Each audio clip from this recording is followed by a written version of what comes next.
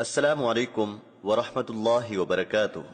سامعین حضرات، پیش خدمت ہے یہ تقریر جو پیش کر رہی ہیں محترمہ آسیہ محمد سلیمان جوناگڑی، جو کہ مترجم ابن کثیر محمد جوناگڑی کی پوتی ہیں، جن کا مدرسہ دار آسیہ مکہ مکرمہ میں ہے۔ عرصہ دراز سے مکہ مکرمہ میں درس و تدریس کے شعبہ سے وابستہ ہیں، ساتھ ہی ساتھ حجاج کرام کی رہنمائی کے فرائض بھی انجام دے رہی ہیں۔ اللہ تعالیٰ ان کی خدمات قبول فرمائیں۔ سماعت کریں ان کی یہ تقریر۔ السلام علیکم ورحمۃ اللہ وبرکاتہ۔ الحمد للہ رب العالمین والصلاة والسلام علی اشرف الانبیاء والمرسلین نبینا محمد وعلی آلہ وصحبہ اجمعین۔ الحمد لله الذي هدانا لهذا وما كنا لنهتدي لولا أن هدانا الله۔ قال الله تعالى في الكلام المجيد والفرقان الحميد: أعوذ بالله من الشيطان الرجيم والمؤمنون والمؤمنات بعضهم أولياء بعض يأمرون بالمعروف وينهون عن المنكر ويقيمون الصلاة ويؤتون الزكاة ويطيعون الله ورسوله أولئك سيرحمهم الله إن الله عزيز حكيم۔ سورة التوبہ۔ میری محترم ماں اور عزیز بہنوں، تمام مسلمان بھائی بھائی ہیں، ایک دوسرے سے محبت کرتے ہیں اور آپس میں ہمدردی کے جذبات رکھتے ہیں۔ اللہ تبارک و تعالیٰ تمام مومنوں کو بھائی بھائی قرار دیتے ہوئے ارشاد فرماتے ہیں قرآن مجید میں: انما المؤمنون اخوہ، سورۃ الحجرات۔ اور مومنوں کے آپس کے تعلقات کی نوعیت جو ہے وہ کیا ہونی چاہیے، اس کے بارے میں بھی اللہ تبارک و تعالیٰ فرماتے ہیں سورۃ التوبہ میں: والمؤمنون والمؤمنات بعضهم اولیاء بعض۔ مومن مرد اور مومنہ عورتیں ایک دوسرے کے مددگار و معاون اور دوست ہوتے ہیں۔ یأمرون بالمعروف، نیکی کا حکم دیتے ہیں، وینہون عن المنکر، اور برائی سے منع کرتے ہیں، ویقیمون الصلاۃ، اور نماز کو قائم کرتے ہیں، ویؤتون الزکاۃ، اور زکوٰۃ ادا کرتے ہیں، ویطیعون اللہ ورسولہ، اور اللہ اور اس کے رسول کی اطاعت بھی کرتے ہیں۔ اولئک سیرحمہم اللہ، یہی وہ لوگ ہیں جن پر اللہ تعالیٰ رحم کرے گا۔ ان اللہ عزیز حکیم، بے شک اللہ تبارک و تعالیٰ غالب اور حکمتوں والا ہے۔ اس آیت کریمہ میں اللہ تعالیٰ نے تمام مومنوں کو ایک دوسرے کا مددگار، معاون، دوست اور ہمدرد قرار دیا ہے، اور وہ اپنے اسی تعلق کی بنا پر ایک دوسرے سے خیر خواہی کرتے ہوئے باہم نیکی کی تلقین کرتے ہیں اور برائی سے روکتے ہیں۔ 5 وقت کی نماز بھی ادا کرتے ہیں، جو اسلام کا اہم فریضہ ہے۔ اس کو سب مل کر آدمی جو ہیں، سب مرد حضرات سب مل کر جماعت سے ادا کرتے ہیں، اور ان میں سے جو مالدار ہوتے ہیں وہ اپنے غریب بھائیوں کو زکوٰۃ دے کر انہیں اپنی خوشیوں میں شریک کرتے ہیں، اور ان کی باہمی اجتماعی زندگی کا اہم شعار اللہ اور اس کے رسول کی اطاعت و فرمانبرداری ہے۔ وہ اللہ کے حکم پر اکٹھے ہوتے ہیں اور اللہ کے حکم پر ہی علیحدہ ہوتے ہیں۔ وہ رسول کریم صلی اللہ علیہ وآلہ وسلم کی محبت میں سرشار ہو کر نبی علیہ الصلاۃ والسلام پر ایمان لانے والے اور آپ کی سیرت طیبہ پر عمل کرنے والے ہر مسلمان سے محبت کرتے ہیں، اور جو لوگ یہ طرز عمل اختیار کرتے ہوئے اپنی اجتماعی زندگی گزارتے ہیں وہ اللہ کی رحمتوں کے مستحق ہیں۔ جبکہ نبی علیہ الصلاۃ والسلام تمام مومنوں کو ایک جسم کی مانند قرار دیتے ہوئے ارشاد فرماتے ہیں: مثل المؤمنین فی توادہم وتراحمہم وتعاطفهم مثل الجسد الواحد اذا اشتكى منه عضوا تداعى له سائر الجسد بالسہر والحمى۔ البخاری۔ مومنوں کی مثال آپس میں ایک دوسرے کے ساتھ محبت کرنے، ایک دوسرے پر ترس کھانے اور ایک دوسرے پر شفقت کرنے میں ایک جسم کی مانند ہے کہ جب اس کا ایک عضو بیمار ہوتا ہے، یعنی انسان کا جب ایک عضو بیمار ہوتا ہے، تکلیف ہوتی ہے، تو سارا جسم اس کے لیے بخار کے ساتھ تڑپ اٹھتا ہے اور اس کی وجہ سے ساری رات بیدار رہتا ہے۔ اللہ اکبر! اس کی وجہ سے ساری رات بیدار رہتا ہے۔ یعنی ہم دیکھتے ہیں کہ اگر جسم کے کسی ایک حصے میں درد ہے، پیٹ میں یا سر میں درد ہے یا دانت میں یا کان میں درد ہے، تو اس کی وجہ سے بخار بھی چڑھ جاتا ہے اور انسان اس تکلیف کی وجہ سے ساری رات سو نہیں سکتا۔ اللہ اکبر! اللہ تبارک و تعالیٰ نے مسلمانوں کو بھائی بھائی بنا کر ان پر بہت بڑا احسان کیا، اور اس احسان کو اللہ تعالیٰ نے قرآن مجید میں خاص طور پر ذکر فرمایا اور مسلمانوں کو یہ نعمت یوں یاد دلائی سورۃ آل عمران میں، وَاعْتَصِمُوا بِحَبْلِ اللَّهِ جَمِيعًا وَلَا تَفَرَّقُوا وَاذْكُرُوا نِعْمَةَ اللَّهِ عَلَيْكُمْ إِذْ كُنْتُمْ أَعْدَاءً فَأَلَّفَ بَيْنَ قُلُوبِكُمْ فَأَصْبَحْتُمْ بِنِعْمَتِهِ إِخْوَانًا وَكُنْتُمْ عَلَى شَفَا حُفْرَةٍ مِّنَ النَّارِ فَأَنقَذَكُم مِّنْهَا كَذَلِكَ يُبَيِّنُ اللَّهُ لَكُمْ آيَاتِهِ لَعَلَّكُمْ تَهْتَدُونَ۔ تم سب اللہ کی رسی کو مضبوطی سے تھام لو اور فرقوں میں مت بٹو، اور اپنے اوپر اللہ کی اس نعمت کو یاد کرو جب تم ایک دوسرے کے دشمن تھے، پھر اس نے تمہارے دلوں میں الفت پیدا کر دی اور تم اس کے فضل سے بھائی بھائی بن گئے۔ اور یاد کرو جب تم جہنم کے گڑھے کے کنارے پہنچ چکے تھے تو اس نے تمہیں اس سے بچا لیا۔ اسی طرح اللہ تبارک و تعالیٰ تمہارے لیے اپنی آیتیں کھول کھول کر بیان کرتا ہے تاکہ تم ہدایت پا جاؤ۔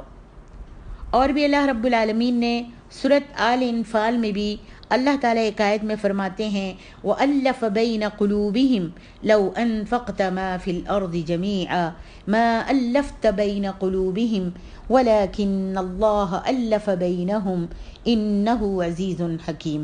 اس اللہ نے مومنوں کے دلوں میں الفت پیدا کی، اگر آپ زمین پر موجود تمام چیزیں خرچ کر ڈالتے تو پھر بھی آپ ان لوگوں کے دلوں میں الفت پیدا نہیں کر سکتے تھے، لیکن اللہ تعالیٰ نے ان میں محبت پیدا کر دی جو غالب اور حکمتوں والا ہے۔ اس آیت کریمہ کا پس منظر یہ ہے کہ بعثت نبوی سے پہلے عرب لوگوں میں قبائلی جنگیں ہوتی رہتی تھیں جو سالہ سال تک جاری رہتی تھی۔ سالوں چھوٹی سی بات پر جنگ ہوتی تھی اور وہ سالوں چلتی رہتی تھی۔ لوگ ایک دوسرے کے خون کے پیاسے ہو جاتے تھے۔ کسی قبیلے کا ایک آدمی مارا جاتا تو اس کے بدلے میں دسیوں بے گناہ لوگوں کو مار دیا جاتا۔ مدینہ منورہ میں مقیم 2 قبیلے اوس و خزرج کے درمیان بھی اسی طرح کی جنگیں ہوتی رہتی تھیں اور دائماً ہوتی رہتی تھیں۔ پھر جب اسلام آیا تو اس دین کو قبول کرنے والے مختلف قبائل میں اللہ تبارک و تعالیٰ نے الفت و محبت پیدا کر دی اور سب مسلمانوں کو ایک دوسرے کا بھائی بھائی بنا دیا۔ پھر وہ لوگ جو کل تک باہم دست و گریباں تھے اب شیر و شکر ہو گئے۔ ہر وقت جو لڑتے رہتے تھے اور گریبان پکڑ کر آپس میں ایک دوسرے کو قتل کرنے پر آمادہ رہتے تھے، اب جب اسلام آیا تو اللہ تبارک و تعالیٰ نے سب کو بھائی بھائی بنا دیا اور ایک دوسرے سے بہت ہی خوش رہنے لگے۔ جو کل تک ایک دوسرے سے نفرت کرتے تھے اب ایک دوسرے سے دلی محبت کرنے لگے، اور جو کل تک ایک دوسرے کے جانی دشمن تھے اب اپنے بھائیوں کی ضرورتوں پر اپنی ضرورتوں کو قربان کرنے لگے۔ یقیناً یہ اللہ تبارک و تعالیٰ کی ایک بہت بڑی نعمت تھی اور ایک بہت بڑا احسان تھا۔ ویسے تو مسلمانوں کے آپس میں ایک دوسرے پر کئی حقوق ہیں، میں یہاں پر صرف آج کی میں یہ چھوٹی سی تقریر میں صرف 2 حقوق اور اس کے فوائد بیان کروں گی۔ پہلا حق ہے کہ ایک دوسرے سے محبت کرنا، لہٰذا ایک مسلمان کو دوسرے مسلمان سے محبت کرنی چاہیے، جس سے بہت سارے فوائد حاصل ہوتے ہیں۔ نبی علیہ الصلاۃ والسلام کا ارشاد گرامی ہے، لا تدخلون الجنة حتى تؤمنوا ولا تؤمنوا حتى تحابوا او لا ادلكم على شيء اولا ادلکم علی شیء اذا فعلتموہ تحاببتم افشوا السلام بینکم، تم جنت میں داخل نہیں ہوگے یہاں تک کہ ایمان لے آؤ۔ ظاہر بات ہے ایمان لائے بغیر کوئی جنت میں داخل نہیں ہوگا۔ نبی صلی اللہ علیہ وسلم نے فرمایا تم جنت میں داخل نہیں ہوگے یہاں تک کہ تم ایمان لے آؤ، اور تم ایمان والے نہیں بن سکتے یہاں تک کہ ایک دوسرے سے محبت کرو۔ کیا میں تمہیں وہ کام نہ بتاؤں کہ جس کے کرنے سے تم ایک دوسرے سے محبت کرنا شروع کر دو گے؟ تو فرمایا تم اپنے درمیان سلام کو پھیلاؤ، افشوا السلام بینکم، تم اپنے درمیان سلام کو پھیلاؤ، یعنی ہر مسلمان کو جان پہچان والا ہو یا اجنبی ہو، جو بھی کوئی ہو، مسلمان کو آپس میں سلام پھیلاؤ، سلام کیا کرو۔ مسلم۔ اور نبی علیہ الصلاۃ والسلام دوسری حدیث میں فرماتے ہیں تصافحوا یذهب الغل وتحادوا تحابوا وتذهب الشحناء، ایک دوسرے سے مصافحہ کیا کرو، تصافحوا یذهب الغل، ایک دوسرے سے تم مصافحہ کیا کرو گے، اس سے تمہارے درمیان بغض اور کینہ جو ہے ختم ہو جائے گا۔ جب ہاتھ ملاؤ گے تو بغض اور کینہ ختم ہو جائے گا، اور ایک دوسرے کو ہدیہ بھی دیا کرو، تحادوا تحابوا، ایک دوسرے کو ہدیہ دیا کرو۔ اس سے کیا ہوگا؟ اس سے تم ایک دوسرے سے محبت کرنے لگو گے، اور تمہارے درمیان دشمنی، دل کی کدورت، بغض اور کینہ جو ہے وہ ختم ہو جائے گا۔ موطا امام مالک۔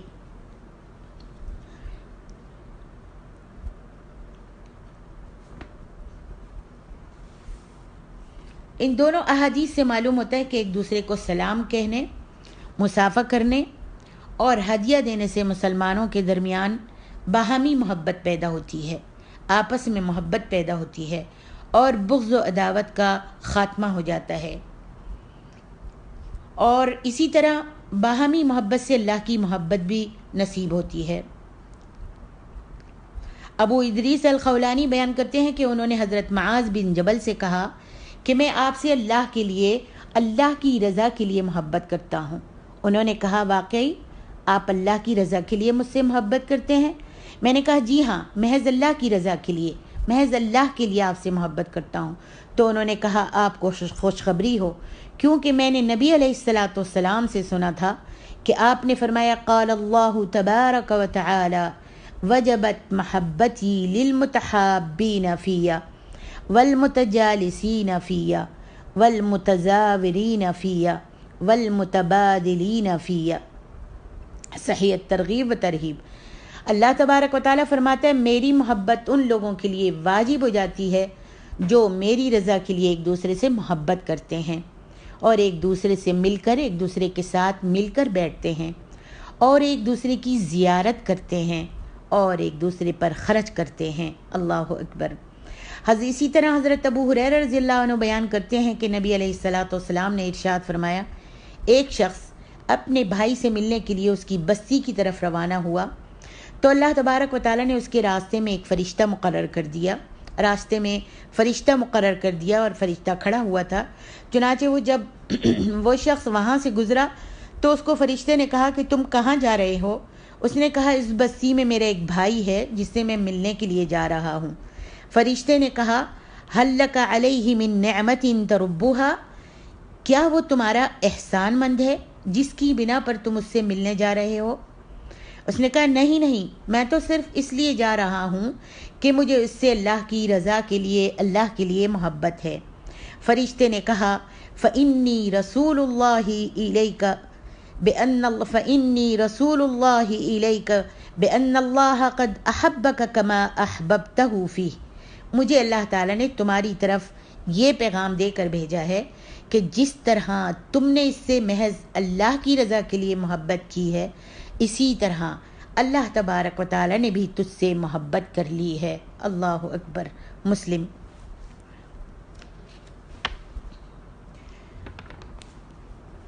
اسی طرح اللہ کی رضا کی خاطر محبت کرنے سے قیامت کے دن اللہ کا سایہ بھی نصیب ہوگا۔ نبی صلی اللہ علیہ وسلم کا ارشاد گرامی ہے ان اللہ یقول یوم القیامہ این المتحابون بجلالی اليوم اظلہم فی ظلی یوم لا ظل الا ظلی۔ مسلم۔ بے شک اللہ تبارک و تعالیٰ قیامت کے دن ارشاد فرمائے گا، آج میری خاطر محبت کرنے والے کہاں ہیں؟ میں انہیں اپنے سائے میں جگہ دیتا ہوں، جبکہ آج میرے سائے کے علاوہ اور کوئی بھی سایہ نہیں ہے۔ آپ سب کو معلوم ہے قیامت والے دن اللہ کے عرش کے سائے کے علاوہ کوئی بھی سایہ نہیں ہوگا۔ آج جو ہم کو یہ عمائر، یہ درخت اور یہ جتنے بھی سائے نظر آ رہے ہیں، چھتیں نظر آ رہی ہیں، قیامت والے دن یہ کوئی بھی سایہ نہیں ہوگا، صفا چٹ میدان ہو جائے گا سوائے اللہ رب العالمین کے عرش کے سائے کے۔ اور اسی طریقے سے ایک اور حدیث میں آتا ہے، بخاری اور مسلم کی حدیث، 7 قسم کے افراد کو اللہ تعالیٰ اپنا سایہ نصیب کرے گا جب اس کے سائے کے علاوہ اور کوئی بھی سایہ نہیں ہوگا۔ وہ 2 آدمی جنہوں نے محض اللہ کی رضا کے لیے ایک دوسرے سے محبت کی، اسی پر اکٹھے ہوئے اور اسی پر جدا بھی ہوئے۔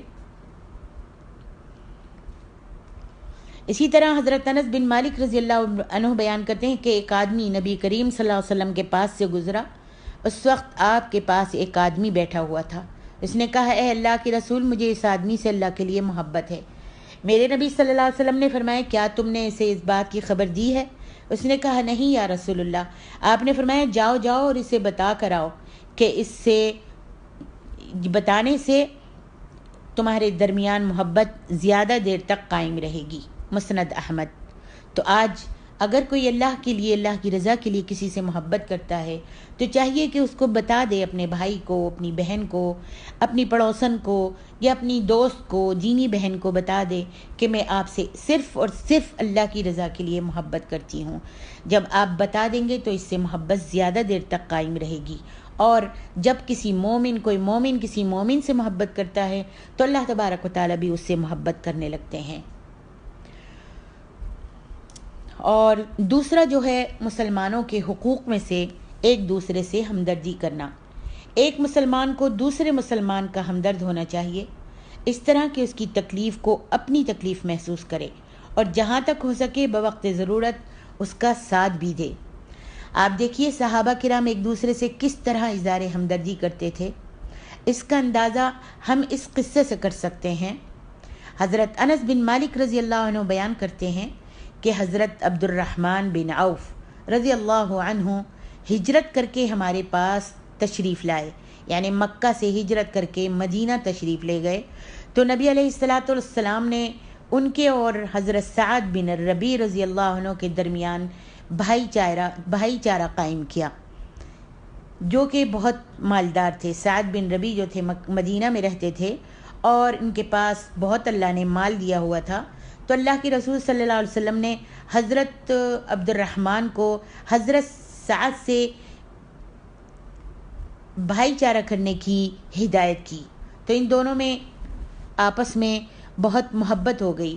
تو انہوں نے حضرت سعد نے حضرت عبد الرحمن بن عوف سے کہا، میں انصار میں سب سے زیادہ مالدار ہوں اور یہ بات سارے انصار کو بھی، یعنی مدینے والوں کو بھی معلوم ہے، تو میں اپنا مال 2 حصوں میں تقسیم کرتا ہوں، ایک حصہ میرے لیے اور دوسرا آپ کے لیے، اور اس کے علاوہ میری 2 بیویاں بھی ہیں، آپ کو ان دونوں میں سے جو زیادہ اچھی لگے میں اسے طلاق دے دیتا ہوں، اور جب اس کی عدت پوری ہو جائے تو آپ اس سے شادی کر لیں۔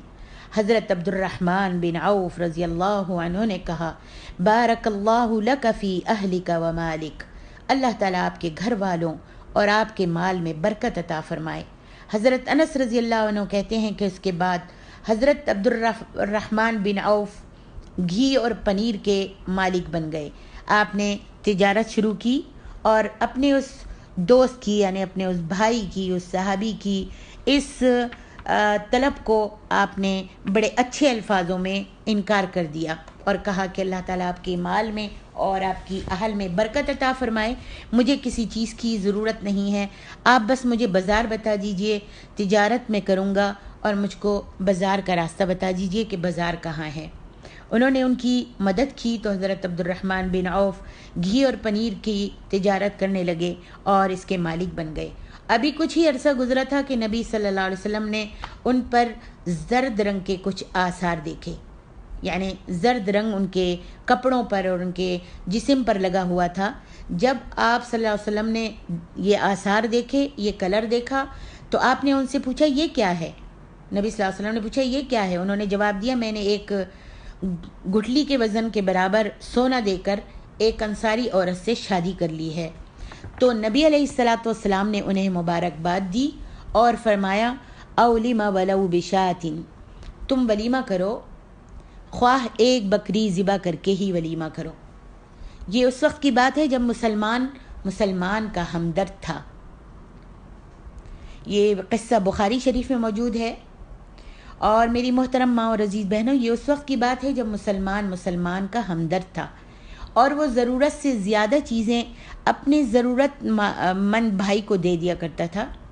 جو ضرورت مند بھائی ہوتا تھا اس کو اپنی ضرورت سے زیادہ چیزیں جو ہیں ان کو دے دیا کرتے تھے. جبکہ آج کے حالات جو ہیں وہ بدل چکے ہیں. کسی کو کسی کی فکر کم ہی ہوتی ہے. آج کے ہمارے معاشرے میں کسی مسلمان کو کسی مسلمان کی فکر نہیں ہے. مسلمان تو چھوڑیے، اپنے بہن بھائیوں کی فکر نہیں ہے. آج اگر کسی بھائی کو یا کسی بہن کو اللہ تعالیٰ مال و دولت سے نواز دیتا ہے تو وہ اپنے چھوٹے بہن بھائیوں کو یا اپنے غریب بہن بھائیوں کو آج لفٹ ہی نہیں کراتا. دینا تو کچھ دور کی بات ہے، ان سے ملنا اور ملانا بھی ترک کر دیتا ہے، چھوڑ دیتا ہے. ہر شخص اپنی ذات اور اپنے اہل و عیال کے لیے ہی سوچتا ہے. اور نوبت جو ہے وہ یہاں تک آ گئی ہے کہ ضرورت سے زیادہ چیزیں ہمارے گھروں میں پڑی خراب ہو جاتی ہیں، لیکن ضرورت مند مسلمان کو نہیں دی جاتی. حضرت ابن عمر رضی اللہ عنہ بیان کرتے ہیں کہ ایک وقت تھا جب کوئی شخص اپنے مسلمان بھائی پر دینار و درہم کو ترجیح نہیں دیتا تھا. ایک وہ وقت تھا کہ جب کوئی شخص اپنے مسلمان بھائی پر دینار و درہم کو کچھ بھی نہیں سمجھتا تھا، جبکہ آج ہمیں مسلمان بھائی کی نسبت دینار و درہم زیادہ محبوب ہیں.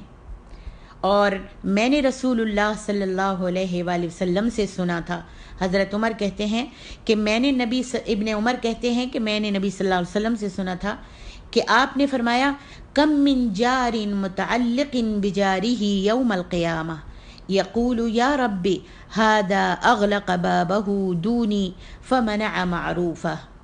کتنے پڑوسی قیامت کے دن اپنے پڑوسیوں سے چمٹے ہوئے ہوں گے.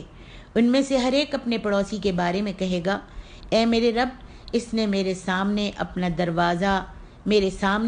دروازہ بند کر کے اپنی نیکی کو روک لیا تھا. الادب المفرد وحسنہ الالبانی. حضرت ابن عمر رضی اللہ عنہ بیان کرتے ہیں کہ ایک صحابی کے گھر میں بکرے کی سری جو تھی بطور ہدیہ پیش کی گئی.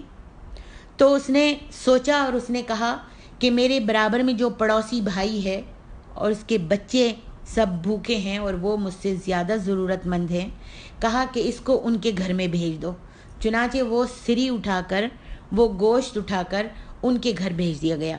جب وہ اس دوسرے صحابی کے گھر پہنچا تو اس نے بھی وہی بات کی کہ میرے پڑوس میں جو صحابی ہے وہ مجھ سے زیادہ ضرورت مند ہے اور اس کے بچے بھی ہیں، تو اس سری کو ان کے گھر بھیج دیا جائے.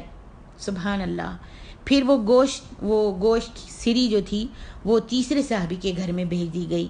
اسی طرح تیسرے نے بھی یہی سوچا، چوتھے کے گھر بھیجی گئی. چوتھے نے سوچا تو پانچویں کے گھر بھیجی گئی. تو اسی طریقے سے راوی کہتے ہیں کہ وہ 7 گھروں میں گھومی. وہ گوشت جو تھا، وہ بکرے کی سری جو تھی، وہ 7 گھروں میں پھرتی ہوئی پہلے صحابی کے گھر میں پہنچ گئی. تب اللہ تبارک و تعالیٰ نے یہ آیت نازل فرمائی وَيُؤْثِرُونَ عَلَىٰ أَنفُسِهِمْ وَلَوْ كَانَ بِهِمْ خَصَاصَةٌ. سبحان اللہ.